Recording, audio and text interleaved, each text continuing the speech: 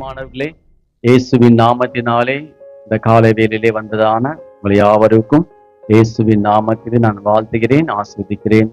தேவன் நம்மை கடந்த 2 மாதங்களை கடந்து இந்த 3ஆம் மாதத்திலே முதல் நாளிலே அவர் சமூகத்திலே வந்து அவரை பாடி ஆராதிக்க தேவன் உதவி செய்தார்.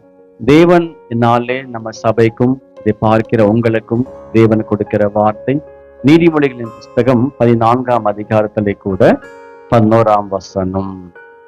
செம்மையானவனுடைய கூடாரமும் செழிக்கும். ஹல்லேலூயா. எல்லாம் சேர்ந்து வாசிக்கலாம். இப்போ அந்த கடைசியில கூட செம்மையானவனுடைய கூடாரமும் செழிக்கும். நல்ல தகப்பனே, நன்றியோட துதிக்கிறோம். இந்த நல்ல நாளுக்காக நன்றி சொல்லுகிறோம். செம்மையானவர்களுடைய கூடாரமும் செழித்திருக்கும், ஆஸ்வதிக்கப்பட்டிருக்கும், நன்மையினாலே நிறைந்திருக்கும். தகப்பனே, இந்த 3ஆம் மாதம் கூட விசேஷமாக உடைய பிள்ளைகளுடைய வீடுகளுக்காக நாங்கள் ஜெபிக்கிறோம். தேவன் வீடு வாசல், வேதம் சொல்லுகிறது, தனிமையானவர்களுக்கு தேவன் வீடு வாசல்களை ஏற்படுத்தி கொடுக்கிறார். ஓ ஹல்லேலூயா. குடும்பங்களை கட்டுகிறார், குடும்பமாய் இணைக்கிறார் என்று வேதம் சொல்லுகிறது. மனுஷன் தனிமையா இருப்பது நல்லதில்லை என்று சொல்லி அவனுக்கு ஒரு ஏற்ற துணை உண்டாக்கி அவனை குடும்பமாய் சேர்ந்து தேவனை ஆராதிக்க தேவன் தெரிந்து கொண்டதான் நம்முடைய நோக்கத்துக்காக நன்றி சொல்லுகிறோம். தகப்பனே, எங்கள் தேவன் குடும்பங்களை ஆஸ்வதிக்கிற தேவன் அப்பா. ஓ கணவன்மார்களையும் கர்த்தாவே, மனைவியும் பிள்ளைகளையும் கர்த்தாவே ஸ்தோத்திரம் ஐயா, ஒவ்வொருவரையும் குடும்பத்திலையும் ஆஸ்வதிக்கும்படியாக நாங்கள் ஜெபிக்கிறோம். பரலோகத்தின் தேவனுடைய கரம் இந்த மாதம் உம்முடைய பிள்ளைகளுடைய குடும்பத்தில் மேல் நீட்டப்படுவதாக. உம்முடைய குடும்பத்திலே தேவனுடைய ஆசீர்வாதம் நிறைந்திருப்பதாக. செம்மையானவனுடைய கூடாரமோ செழித்திருக்கும், அது ஆசீர்வாதமா இருக்கும், அது ஆஸ்வதிக்கப்பட்டிருக்கும். தகப்பனே கர்த்தாவே, இந்த வார்த்தைகளை கூட 30 100 பலன் தரும்படி ஜெபிக்கிறோம். இயேசுவின் நாமத்தில் கேட்கிறோம் பிதாவே, ஆமென். ஹல்லேலூயா. உட்காருவோம். இயேசு வந்த இல்லத்திலே சந்தோஷம் உண்டு, எல்லாவற்றையும் அங்கே ஸ்தோத்திரம் உண்டு. இயேசு வந்த இல்லத்திலே சந்தோஷம் உண்டு, எல்லாவற்றையும் அங்கே ஸ்தோத்திரம் உண்டு. இடைவிடாமல் ஏறெடுக்கும் ஜெபங்கள் உண்டு, இடைவிடாமல் ஏறெடுக்கும் ஜெபங்கள் உண்டு. என்ன உண்டா? ஜெபங்கள் உண்டு. இயேசு வந்த இல்லத்திலே சந்தோஷம் உண்டு. கர்த்தர் இந்த 3ஆம் மாதத்திலே கூட நம்ம சபைக்கு கொடுக்கிறதான வாக்கு தத்துவம், செம்மையானவனுடைய கூடாரமும் செழிக்கும். கர்த்தருக்கு ஸ்தோத்திரம். இதுதான் கூடாரம். ஹல்லேலூயா.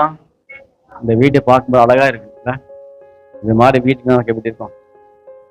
நல்லா இருக்கும்ல? ஸ்தோத்திரம்.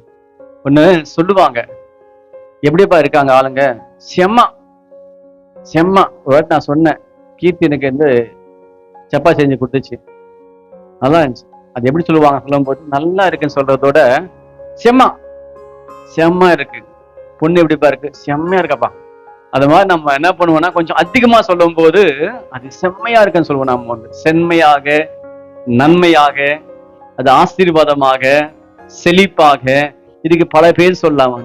இந்த மாதம் நம்மளோட குடும்பம் எப்படி இருக்குமா, நம்மளோட வீடு எப்படி இருக்குமா, கூடாரம் இருந்தா வீடு. அது ஆண்டவர் சொல்றாரு, உம்முடைய கூடாரம் எப்படி இருக்குமா, செழிக்கும். ஹல்லேலூயா.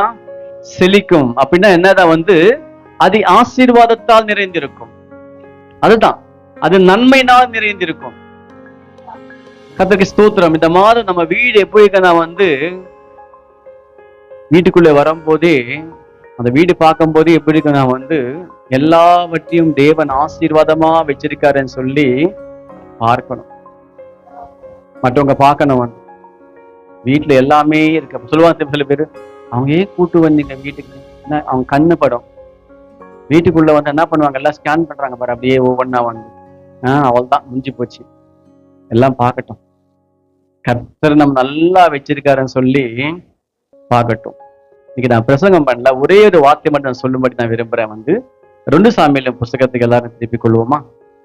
ஜஸ்ட் ஒரு 5 minutes மட்டும்.